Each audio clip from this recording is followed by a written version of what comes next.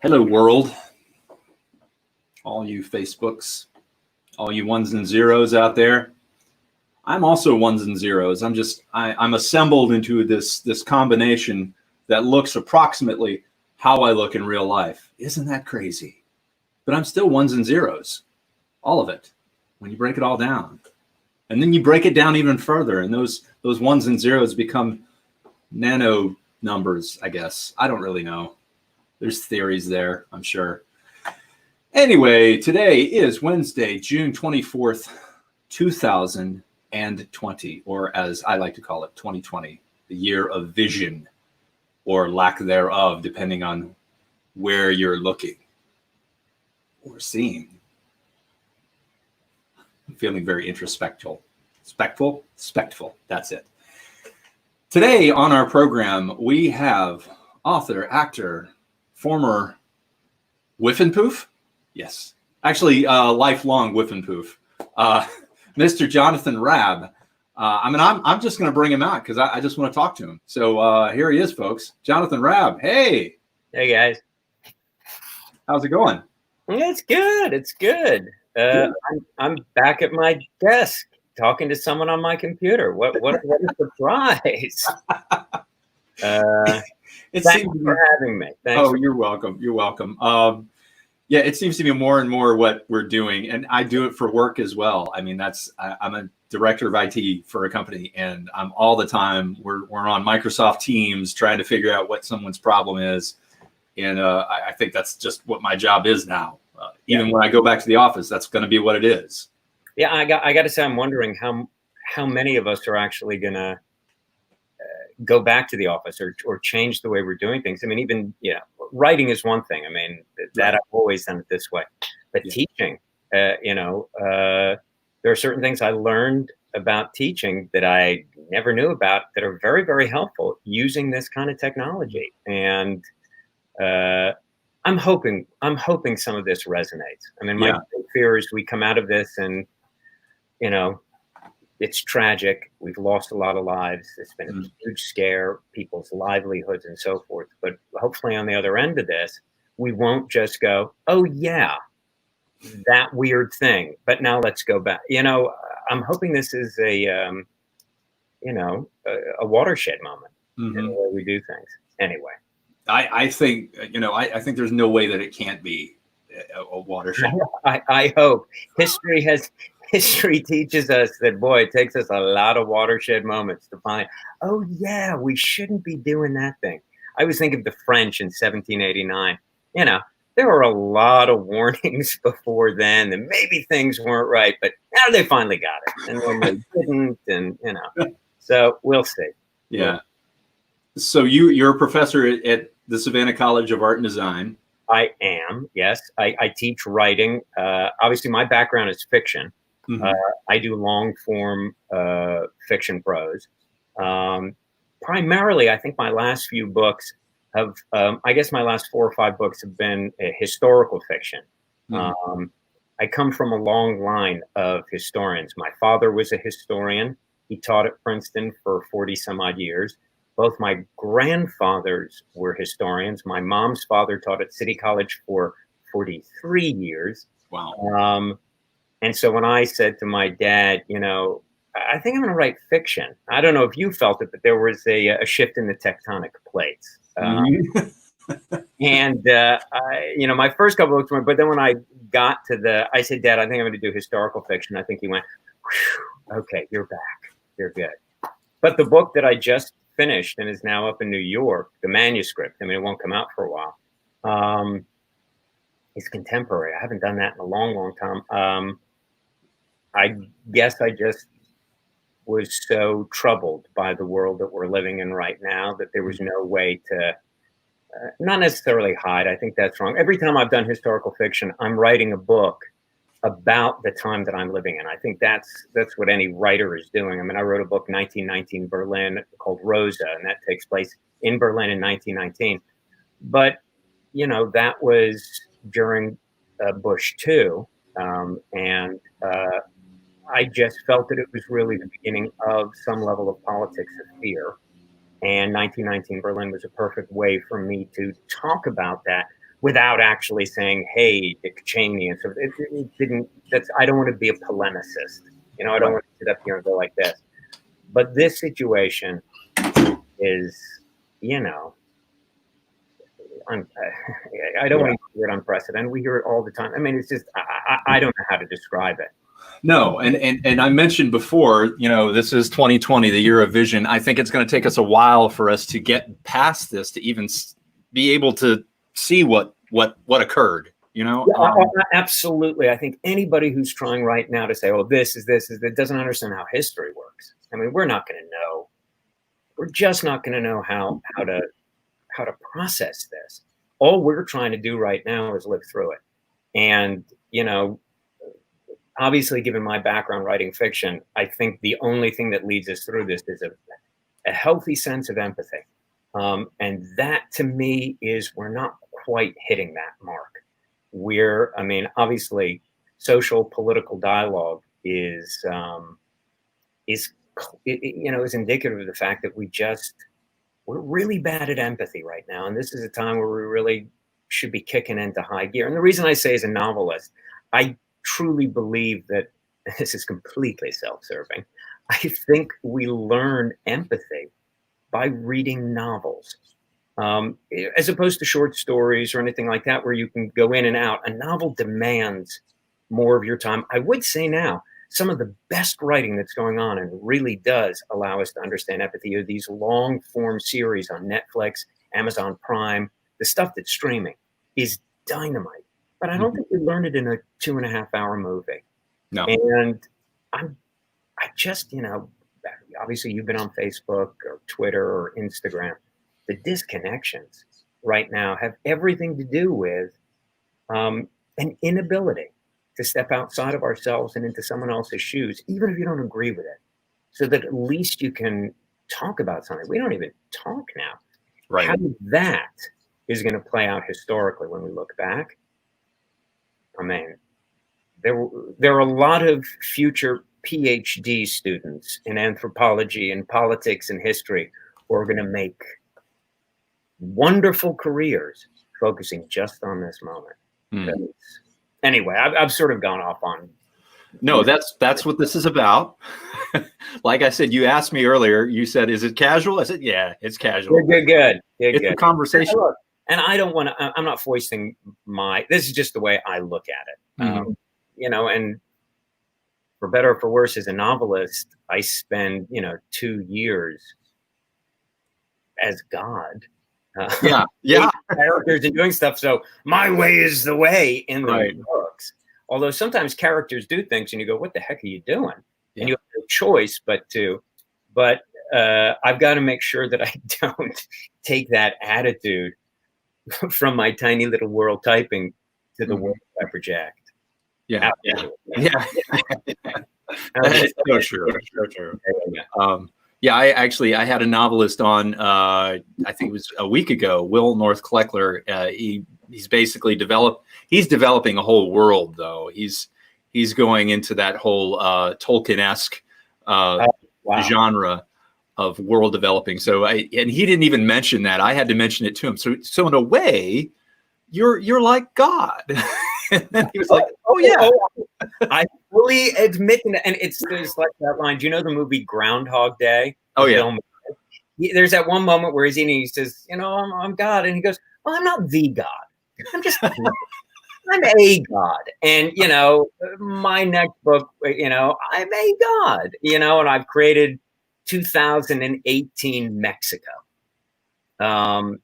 And it's somewhat satiric and so forth. And I know, given American Dirt and all the brouhaha about American Dirt before the pandemic, anybody who's watching this, rest assured, first of all, I think she got a real bum rap. I think, there were certain things that were said or put in print that were maybe a misstep, but her publicist should have been better at guiding all of that. But my book is specifically not trying to say I'm writing, the Mexican experience. I can't do that. But it is a place right now where the kind of turmoil I think we all feel we're emotionally in, live it physically every day in a way that we can't possibly comprehend. So that's, that's where my God complex took me on this last. So speaking of your writing, you've written, I think it was a 3-novel series, right, with the detective. Yes, Hoffner. That's it's known. It's the Berlin trilogy. The first one is Rose in 1919 Berlin. The second, and to be quite honest, when I got the idea for the book, I just wanted to write one book. 1919 Berlin is an extraordinary moment. I mean, in literature, you can find any number of characters who are going through identity crises. That's easy to find. It's very tough to find a place that's going through an identity crisis. And in 1919, right after the war, Berlin just doesn't know what it's going to be. And of course, we, from the perspective of history, go, oh, sure, it's this. Not to them. I mean, it could have gone far left. We all know about the Russian Revolution in 17, but the place where a genuine socialist revolution should have taken place is Germany. All the thinkers are there. The construction is there. The bourgeoisie is there. All of those things. And yet it doesn't happen in 17. At the end of the war, there is a brief moment of a socialist upheaval, and you think, wow, and then it's crushed. But even then, they have, I mean, if you think about it, Weimar Germany, which is 19 to 33, is maybe the most, a society with the greatest freedoms I think we maybe ever seen. Intellectual freedoms, social freedoms, political freedoms, sexual freedoms. I mean, it's an extraordinary place. Everybody always thinks, oh, Paris in the 20s. Sorry. Berlin was leading the way on all of this. And that's where, in terms of film and in books, noir is invented. We think noir is all, LA in the 40s. Well, it's actually Berlin in the late teens and early 20s. So I love that moment, and I wanted to play with it. And I've always been in love with this character, Rosa Luxemburg, who's this great, political theorist, but she's also just for that name. Am I echoing? Yeah, you're echoing a little bit. I'm not sure why. I apologize. Let me do one thing here and see if I can't fix it. Let's see. Better. That does sound better. Good. I toggled something. No, look, maybe it's telling me I've gone on too long about it. No, anyway, I fell in love with that. I fell in love with her, and I found this character, Hoffner. The book, starts right on the day after. Just short, she not only is a great theorist, but she's this incredible revolutionary. She's so dangerous that during the First World War, the Kaiser puts her in jail. And she's this 4'11", Jewish Polish woman with a limp, not the most attractive human being, and yet she's the femme fatale of German socialism. I mean, every guy wants to be with her. So dangerous, this tiny woman, that she has to be in jail for X number of years. She gets out, rallies the entire country to revolution, and then she and the other leader are assassinated. And the other guy's body was found the next day. Her body didn't show up for about 2 months. And there's always been speculation what happened. Was she really dead? Was she in Moscow with Lenin plotting the overthrow of Germany? I start on the day after her assassination and try and figure out what happened in those 2 months. And I discovered my character, Nikolai Hoffner. I discovered his family, and then realized about halfway through that book that I could sort of chart the decline of Berlin and Germany between the wars through the decline of this family. Mm-hmm. The next one is 27, and his boys are older, and the last one is 1936, and his boys are men now. And I needed the violence there, so that book primarily takes place during the first 2 weeks of the Spanish Civil War. I mean, getting back to that whole God thing, no one in their right mind would ever want to write a novel about the first 2 weeks of the Spanish Civil War, except for me. You know what I mean? That's what that's all about. I get an idea and I go, and it's not just Tolkien. I can create that world. Mm-hmm. I mean, place is a character. I don't care if there are orcs walking around or some German cop walking around. Mm-hmm. It's this thing. Yeah. Anyway, so I did those books. And while I was working on the I think the third one of those, we came down here, we thought for a year, down to Savannah. Yeah. For the reason that I was having to do a lot of research in Spain. I was promoting one of the earlier books and doing research in Spain on the third book. And we had young kids, and we thought, we've got some family down here. We'll go for a year and then go back up to New York City. We refer to it, I apologize, as our year abroad in Savannah. And we never left. Yeah. Love this place. Yeah. Yeah. And then after that, I got inspired by Savannah. So I wrote a book that took place in 1947, Savannah, with the backdrop of the Jewish and the Black community. I bring a man who survives a concentration camp. And you know, it's not a Holocaust book. I don't think of it that way. And he comes to Savannah, where his only living family are, and is embraced. But one element of the book is, this is a man who knows what it is to be treated as a subhuman. He comes to a community where there is an entire population still being treated as subhuman, because it's the Jim Crow era. So he begins to feel a greater affinity for the Black family, basically, that works for his family than he does his own. And I got to play with social dynamic. I got to play with alienation and identity and that kind of stuff. And then this last one is just a reaction to the crazy that we've been living through. Yeah. So that, and the one you speak of, the one based in Savannah, that's Among the Living. That is correct. That's okay. Cool. And I'm told that it's on Amazon, Kindle edition, $8.99. Oh, well, that's very kind of you. All my books are on Amazon. Going back to, I started out at Crown Random House, and I went to Farrar Straus. I'm now back with Penguin Random House through Other Press. You know, welcome to the, it's you got to have the right editor for right kinds of books. And I've been very lucky. I've shifted in my career. My first couple of books were before Dan Brown. I wrote a couple of, thrillers that had to do with ancient documents and so forth. And that was perfect for Crown. And then the Hoffner stuff was much better for FSG. And then Among the Living was much better over at under Penguin Random House. And we'll see where this next one takes me. Yes. So my mother is an avid reader, and she's already asked, where do I get it? I think is what she's trying to say. So I did post the link to Amazon, but if you have another link I could use, well, no, I would always encourage people to use their local bookstores. Oh, yes, folks, if they're delivering, if they're doing that, here in town, East Shaver or the Book Lady, those are great places. And especially during these times, I think they'll bend over backwards to get the book, help you, the more you can use them. Absolutely. But I got kids who will be going to college in a few years, so I don't care how you purchase it. Yeah, I have one going this year, and nuts. Yes. Holy, oh boy, what's going to happen? Going out of state, in state? He's in state. He's going to Kennesaw State. Sure. Are they going to be up and running?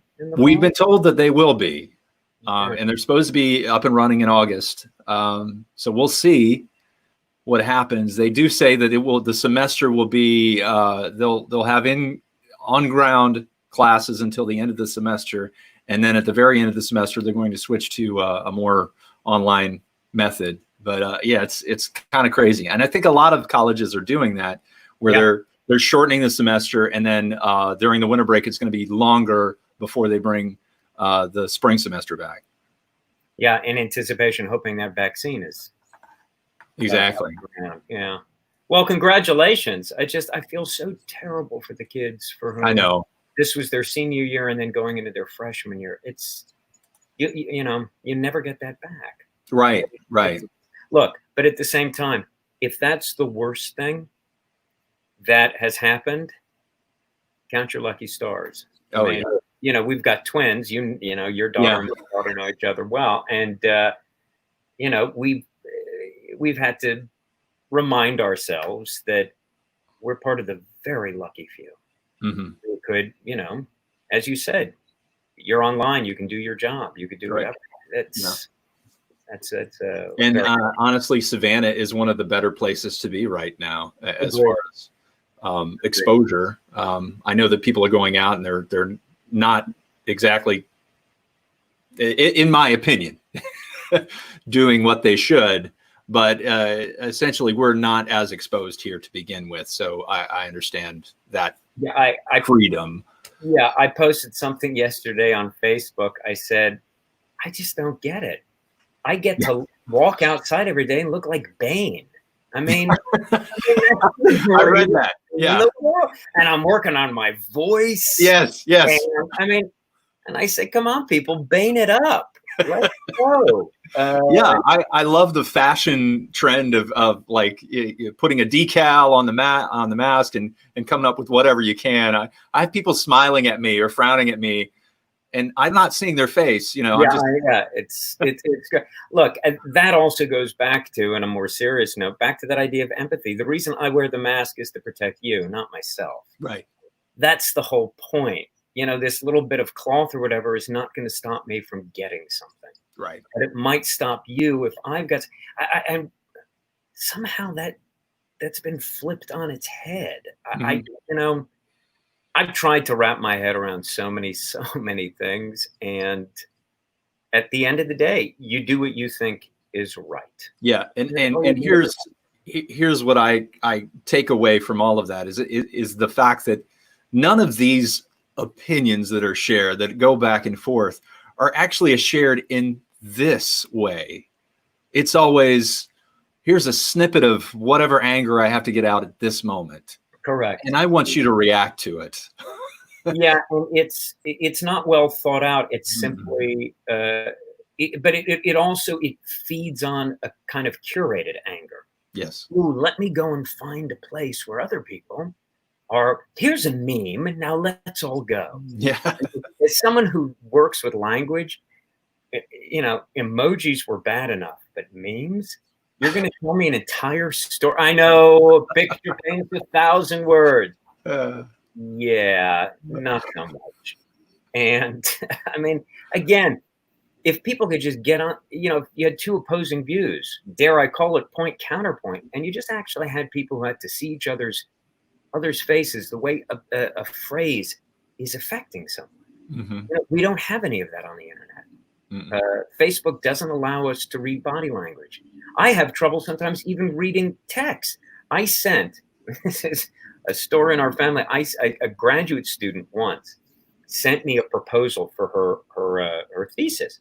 And I wrote back immediately. I wrote, sounds great. Looking forward to reading. And about 10 minutes later, I get back an email from her saying, do you really like it, or were you being sarcastic? I went to my wife and I said, hey, Andrew, what did I get wrong? She looked at it. She said, oh, you didn't put an exclamation point after great. You need to put the exclamation point after great. And then I said, so the word great has completely lost its meaning by itself. I need that now. She went, yeah, you really did. In the same way that if I'm out in the old days when I would go to the Publix or whatever, and then she texts me that when I'd forgotten I needed to get it, she would write, get this, and then she would write eggs, exclamation point. I was not aware that she loved eggs that much, but it turns out that, again, the exclamation point is not about her love of it. I mean, the way we communicate through text is limiting, and we're discovering that. And it just feeds into, as you said, I'm angry, I want to put that down, and I'm out.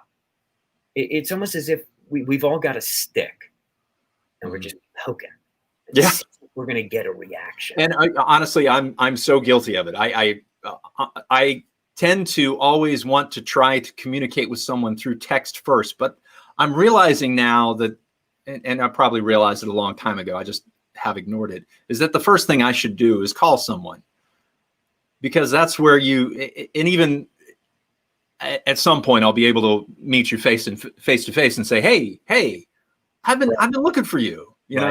There's something I want to say to you, that kind of thing, instead of. Look, I'm sure we're all, I mean, if you're a member of any kind of organization, I'm on the board at Mikveh Israel, which is the temple downtown. And, there's a strict divide politically there as well. I've heard of it. And I live in Savannah. and you know, online, a couple of the folks who are there, you know, I don't know what to say. And then we see each other in person, and we go, "How you doing, man?" "I'm doing okay." We disagree on this. We look at it differently, but I don't take it personally. The way that we can actually interact, it's not like we're ignoring it. It's not like we're blocking each other, but we know that we can actually talk about these things only face to face. And, you know, that's an indictment of Facebook and Twitter and all of that, especially when it comes to these, you know, hot button issues. Yeah. Yeah. Wow. I didn't know this conversation was going to go this way, but I'm really enjoying it. Sorry. No, it's okay. So let's talk a bit, you know, just to go lighter for a moment. Sure. Let's talk a little bit about your past. You've done acting, correct? Oh yeah, sure. Yeah. So what was the last thing you did? Well, actually, right now I am doing it's a guy who I knew 40 years ago when I did summer stock up in Cape Cod, College Light Opera Company. He got in touch with me, and I've always been a big Gilbert and Sullivan person. I love GNS. In fact, the first stuff, and really the only stuff I've done here in Savannah has been at Asbury doing some GNSs with them. Billy Hester, I don't know if you know Billy. Oh, I know Billy well, yeah. I mean, and you know, Sherry, they're just dynamite people, lovely people over there. And, you know, the paterolls or now the lyric baritones, it used to be the tenors. Now it's the lyric baritone. It works out just fine for me. But an old friend called or got in touch with me and said, we're going to be doing a virtual light opera production of Trilogy. Wow. So over the last week and a half, I've had to learn how to navigate Smule. Is that the app, SMULE, where someone can record something and you go on it and I'm playing the judge, which is the paterol. So I get to be silly and zany. And but before that, I've taken kind of a hiatus from performing. I was working a lot on my book. Obviously now we have this, but in the midst of writing that book, I lost my dad, and you know, I couldn't write for 6 months, and I certainly wasn't going to be doing any other stuff. But before that, here I'd done I think the big three of GNS. I'd started out with Pirates of Penzance, then we did the Mikado and HMS Pinafore. And this was all with Asbury? All with Asbury, and you know, it's lovely. You know, I did professional theater. The last time I did professional theater, I did an off-Broadway show. I guess we did it 10 weeks at the York for Ma's Last Tango, which was great. And that was an original show, and, you know, got some nice press. I played, anyway, you can go look that up. But holy smokes, I was in the midst of writing my second book, and that's work. Oh, yeah. That was 8 shows a week, 10 weeks.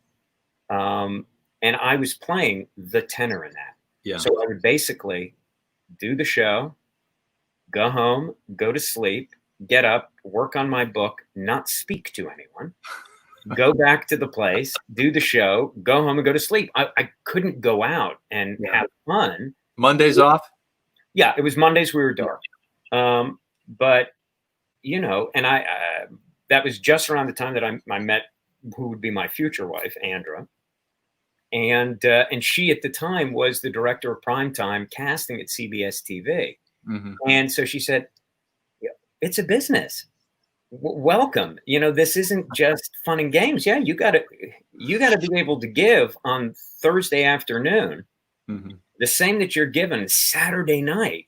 So you better be primed and ready to go. And, you know, there's that romance early on when we're performing. And everybody's, you know, doing a show, and you've got that energy. And then suddenly you're 35, 34 years old, and you're going, I got to go do the show again. And while you're doing it, it's dynamite. the actual performing. I will never take anything away. I mean, it's the same with writing. Yeah. In writing, there are so many things that keep you up at night and drive you crazy. But the moments that you're at the computer or you're with the pen, those are exquisite and it's wonderful. And it's the same way with performing. But the rigor and the demands of professional work. And I see it here, you know, in Savannah with the folks who are doing, you know, the work constantly. I tip my cap. Yeah. I don't know how they can do all these other things that they do. Yeah. It's really remarkable. You see me laughing at you because that's me. You know that, right? That's what I'm saying. I just, and you also, I don't know, I've heard you might have children and a wife and a job. And then, when I first got out of college, it was like, woohoo, let's go. Yeah. You go off on a tour somewhere. It was, you know, oh, I hope I get a sublet and whatever. Yeah. And I've seen it. My brother is a professional actor. He's been a pro. He let's see, he graduated college early 90s, then was in the city for a couple of years. Then he went to drama school and then got out, came back to Sydney. He's been out in LA for a while. And he's now part of a repertory theater out there. Does very, very well. He's classically trained. I mean, yeah. But holy smokes, you know, hey, bud, I'm coming out for a book thing. I'd love to. Well, I can't. I've got 6 hours of rehearsal, and then I've got this, and that. Yeah. Can I come see the show? Yeah, you can see me during the show. Okay. Yeah. Hi, you're doing great up there. It's. I mean, if you take it seriously, that it's a heck of a thing to do. Oh yeah, yeah. I mean, I honestly, so from my perspective, I'm not. I wouldn't say I'm a serious actor by any means. I'm not a professional, that's for sure. But it is, if you do it that much time, and I've seen it time and time again, the people who are serious, that are backstage and they're zoned in. There's no, hey, how's it going? No, there's none of that because it is a job. Yeah. And look, and I found, you know, you can't lose some of the muscle memory that you have. And I've had to, you know, after I stopped doing any kind of prose stuff when my, you know, book career, and that's really what I wanted to focus on, I worked for a long time, I had fun for a long time with a group that put on spectacular shows in New York. It's called the Blue Hill Troupe. And it's primarily Gilbert and Sullivan, and it's my wheelhouse. But, you know, you were performing to a 600-seat theater with full orchestra and stuff. It was really beautifully put together. When you're in it, when you're backstage, I mean, maybe I'm still that kind of guy. Even down here at Asbury, I go off by myself. I mean, you're just in that mode. You know that it's performance. Every time, just before I go off on stage, you know, you think I've been at this for 30 years. It's still, I could completely destroy this show right now. I could absolutely, you know, and not just getting it wrong because I don't want to. I could walk out right now and just start doing To Be or Not to Be because I want to and mess this whole thing up. You know, those are the thoughts that go through your head, and it's and then you walk out and you're in. Yeah. There's a magic that happens when you pass that threshold for sure. And there are a couple of actors here in town who, you know, I've loved working with. And I don't have an extensive experience here. And I know there are many, many people, but Les Taylor, I don't know. Oh, yeah. I love Les. Yes. I mean, he is a prose pro. He, you know, something happens on stage. You can play it the same way every night, and he'll do it that way just great. But if you find just a little something, he'll take it. Oh, yeah. But he won't, but you'll still be in that within the parameters of the scene. And that's, you know, that kind of listening, that kind of interaction on stage. I mean, you get chill. I'm sure you've had this. You get chills sometimes. While you're on stage, you're still in it. And then you get off stage and you just go, and that's the shame of live theater as opposed to writing books or film. You say to yourself, I'm never going to experience that moment. Yes. Mandy Madsen is watching, and she Oh, I love Mandy. She's fantastic. She was in I think it's Mikado. Mandy was our Yum Yum. Oh, wonderful. Am I remembering that correctly? Mandy, am I remembering that correctly? She'll let us know in 5 seconds as soon as the lag catches up. Yes, so, I think she's wonderful. What a beautiful voice. So Mandy, Les, and I shared the stage in Les Mis at the Savannah Theater.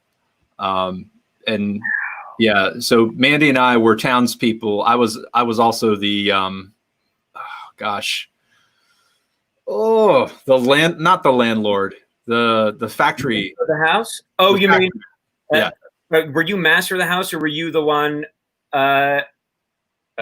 who throws Fontaine out? I throw Fontaine out, yes. And Fontaine was played by Gretchen Stelzer, who I'm sure you I've heard the name. I've never met.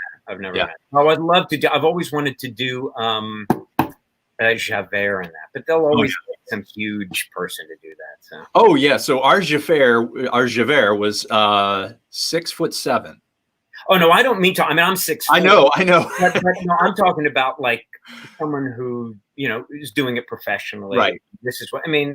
You don't step in as an amateur and go, "Hey, I've always wanted to play that role, and I play it nicely." No, I mean, it's like anything else. You've got to be in it. You've got to, make sure that you're committed to it as much as you want it to be committed to you. And right now, who did Les play? Les was, of course, the bishop or priest. Oh, so good at the beginning. Yeah. Oh, he's very good. And yes, Mandy says yum yum. Indeed, you got that right. She also says this. I can't say what that is. Then. Yeah, in Les Mis, she was. I'm reading it as she wore it well. She wore it well. She wore her female role well in Les Mis. Yes. End of story.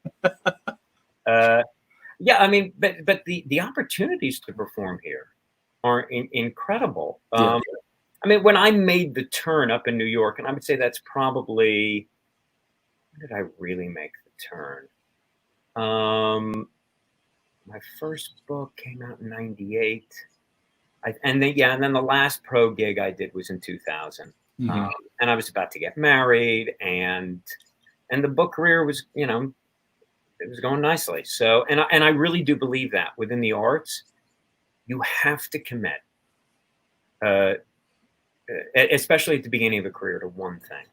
I mean, I've got a lot of friends who are, well, I'm a painter, and I'm also a screenwriter, and I also perform, and I love them, but I'm not sure they've ever had the kind of success that they wanted to have in any one of those individual endeavors.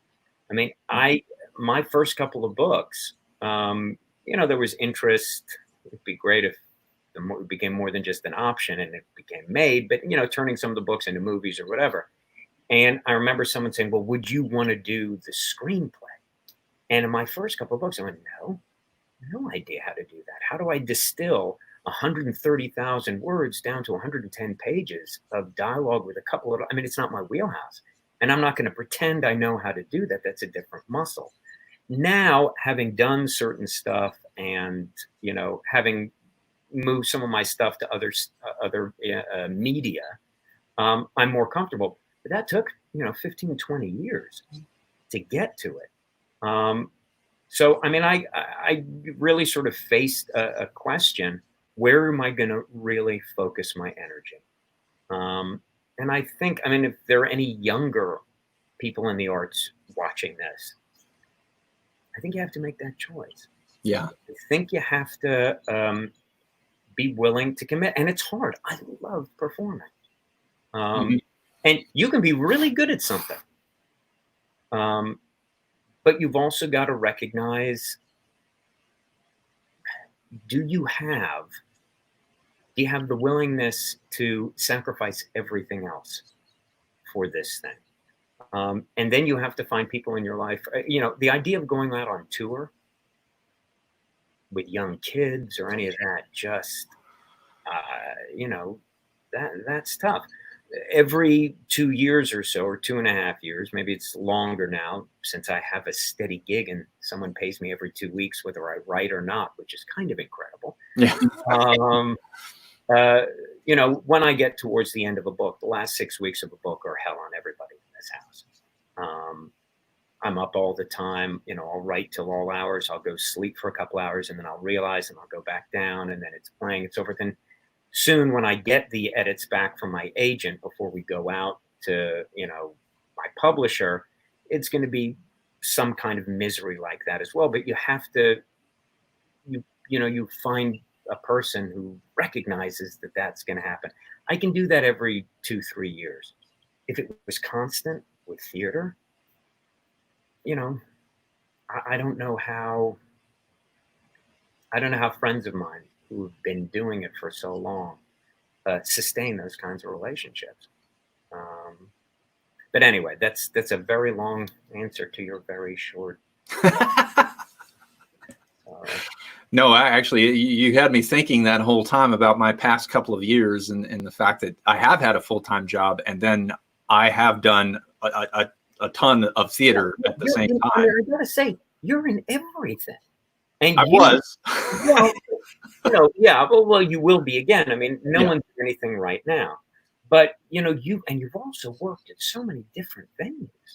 I find that, you know, are you also part of Collective Face? Have you? No, I've never done a show with Collective Face. I have had, David has reached out to me a couple of times. There's been so I and Mark Rand, this happens a lot, where he's in a role and he can't do it for some reason, or I'm in a role and I can't do it for some reason. And we end up, exactly. So twice with Savannah Rep, and I'm not going to say what shows. He was in the shows. Let's just say that. Sure.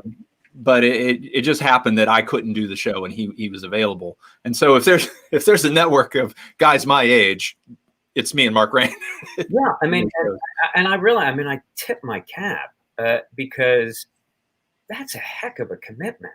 It is. You know, I mean, and I honestly, I have to say this out loud right now. Thank you, Helen Bass, for putting up with me, because you are a saint. Well, but also Molly Bass. Molly Bass.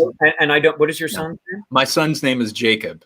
Jacob Bass as well. You know, it's and are those quick turnaround shows? I mean, what's the rehearsal length on that? Well, I'd say, actually the most amount of work that I ever do is with the Savannah Children's Theater. And that's just because of the nature of it. The fact that you're working with young folks who don't understand what they're doing yet. So there's a lot of learning involved, and you commit yourself as much to that as you can so that you're setting a good example. No, but that's different. You're also teaching as you're doing it. And I don't mean, you know, overtly teaching, but you clearly are. And that's a wonderful thing. Yeah. It really is. I got to say this. Yes, Helen Bass is a legend, Ryan McCurdy. But how? Oh, Ryan. Yes, Ryan's watching. He was Frederick in that first Pirates of Penzance. And then he went off. And I sort of watch him on Facebook when he was up in New York doing all of that. I mean, just incredible. It's such a great, Ryan, I don't know if you knew this, but Ryan he's going to be actively serving on the board at the Savannah Theater. I did see that. And an old friend of mine, I mean, this goes back 30 years, Nick Corley. Nick often comes down and directs. And whenever Nick, and in fact, he had asked me to do one of the roles in Light in the Piazza. Oh, really? Wow. But because I'm still equity, you know, and even though I'm on, you know, they call it temporary withdrawal. I refer to it as eternal withdrawal. Mm-hmm. It would have been, you know, to work with them, I would have to get some kind of dispensation, and I'm not going to take someone who really should be doing that role professionally. That's, you know, come on. But I love them. And yes, I just saw that Ryan's doing this. But Ryan, I mean, incredible. What a great, and I still think of him as a kid. I don't know how old he is now, but I still think of him as, I'm going to say in his 30s. Okay, I'm going to say he's in his 20s, and we're going to do that. So you win. You'll win. It's all about me. It's all about, remember God. It's all about me. But that was my first introduction to, you know, the world here. And people like Ryan were just, you know, dynamite. You know, you're doing it in a church and you're thinking, oh, what's this? And then suddenly the level of talent, the connections, it was really, really surprising and great. But getting back to the rehearsal thing, I know those roles. So it felt like I was sort of just jobbing in. I mean, there are times, the only things that I now do professionally is I have a couple of friends at various orchestras or symphonies or philharmonics around the country. And they're going to do a night of GNS, or they're going to do a concert version of something that I know. And they'll say, can you come in on Wednesday afternoon? We'll fly you in. We'll have a rehearsal Wednesday night. We'll have 2 rehearsals Thursday. And then we'll do a Friday night, a Saturday night, and a Sunday mat. And then you can fly out Sunday afternoon. And obviously they pay you. But that's jobbing in. Right. And Asbury has always been very kind in terms of that. I say, I can't admit, but I can do this. And sort of because they know when I'm there, I'm going to give it to them.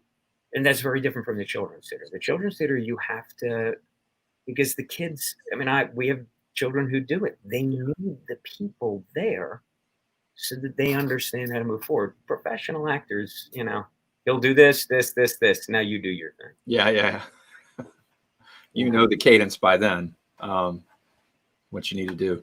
Yeah, so I started, I share this multiple times on this series, but I started when I was 40. So a bit later than you started. So in that sense, I have a different perspective than maybe you do, I think, because I came into it and I wasn't tired of it yet, I guess, or I wasn't worn out from it. Well, but, you know, I don't want to give the impression that I got worn out. It's just that if you're going to do it right, it takes a heck of a lot of energy. Yeah. It takes your whole being. That's, I guess, what I'm talking about. Yeah, and I totally see that too. You know, when it came time to make the decision, writing or acting, and so, you know, you realize you have to give your whole self to something. And what's it going to be? And that is, you know, innervating. I mean, it just takes the energy out of you. Yeah. So to have 2 different things that you're trying to do, you know, I wouldn't know how to do it, but that's incredible at 40. Yeah. You decided that you just wanted to jump in. Well, the story is that my son was doing a class show at the Savannah Children's Theater because we were trying to find something for him to do. He wasn't interested in soccer. He wasn't interested in sports, really. We tried Cub Scouts, that kind of thing. He still was involved in Cub Scouts and Boy Scouts, but he wasn't really interested in anything. So we tried out the theater. While I was there, Georgette, who worked in the office for a while, she's now moved on, but we all love Georgette. She still checks in with us from time to time. She came to me and she said, so they're having auditions for Cinderella this night and this night. You guys should come out. I said, well, my son's not interested. I don't know if you've noticed how he's worked with the show. And she said, no, I mean you. I was like, oh. And then I just came out and auditioned and was cast as 7 different parts in Cinderella, and the rest is history. And you caught the bug. I did. I caught the bug. But look, what a lovely place to catch it, where people are excited to have you. Where, I mean, I remember it was definitely the kind path. I will say. And there's something to that allows you to. I guess there's a part of me that the business side of acting and all of that.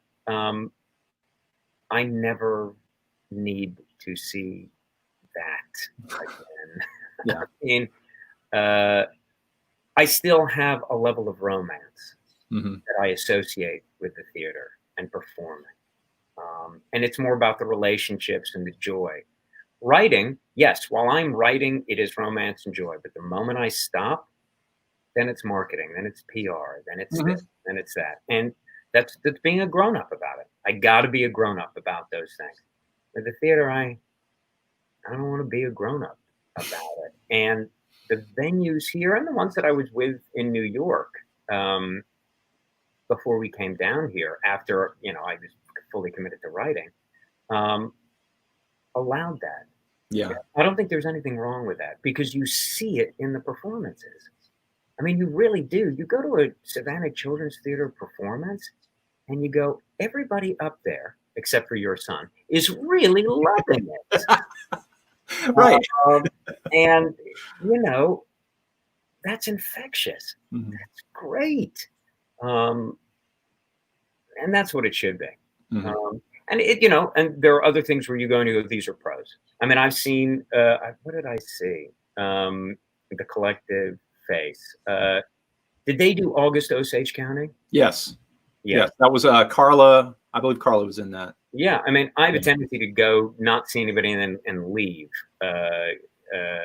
just because I probably have to get home for something. Yeah.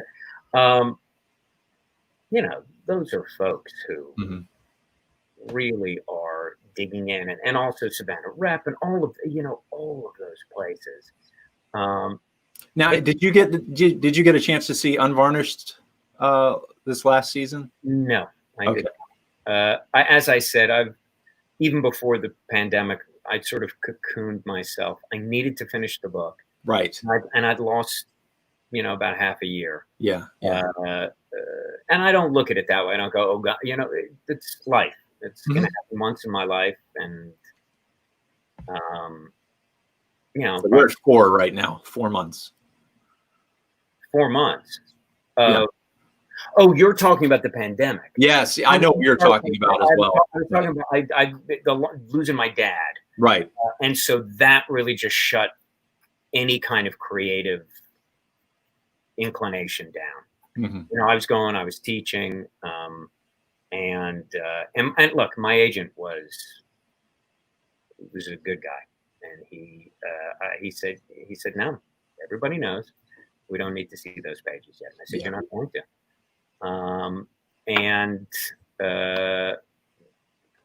You know, I don't know how I got off on that, but that's okay. but I'll tell you, David Poole is I would love to work with him one day. Mm-hmm. Mm-hmm. He seems like he's just got the right spirit. He has a vision, for sure. Yeah, but I'm sure he does. But it just seems to me that he's got. You can just sometimes sense from someone that there's a synergy. Mm-hmm. And I don't want to. If David sees this, I apologize if you feel that there's some synergy between us. Fair enough. But the few times that I've talked to him and so forth, he just, you know, he takes it seriously, but there's a brightness. Yeah. I absolutely see that. Yeah, he helps out of the children's theater quite a lot too. He's done costuming, he's done props, just amazing stuff over there. So, and it is a community. It's a great community. It's a loving community, and I only hope that it grows. And for some reason, I'm getting a call from Los Angeles, California. I don't know who this could be. Well, they want to turn your show into a late night show. I hope so. Let's see. Let's just find out real quick. Go ahead. This is Chris. I'm good, Maria. Can I give you a call back in like 5 minutes? Okay. Thank you. Bye. Not at all what I thought it was going to be. So, do you need more car insurance? Anyway, I just exactly. But you tell me what it's like. What is the ethos like of Savannah theater? What is it really like? So I really honestly feel this way, and I didn't feel this way going into this project that I started, this Savannah Performance Project. I felt like people were doing their own thing, trying to build their own thing, and not talking to one another. But the more that I've done this, I see that is not the case at all. That everyone they do have their own mission and their own purpose. But that main goal is to make us a richer community, a more robust theatrical community, a more serious theatrical community. They're all kind of working independently on that track, but it is working. Yeah, I mean, it clearly is. And what are people doing now? I mean, I know what you're doing now to sustain. Right. What is everybody else doing? Well, it's funny because everybody's doing something different. Of course, the children's theater, they are holding camps right now without audiences and a smaller scope of students.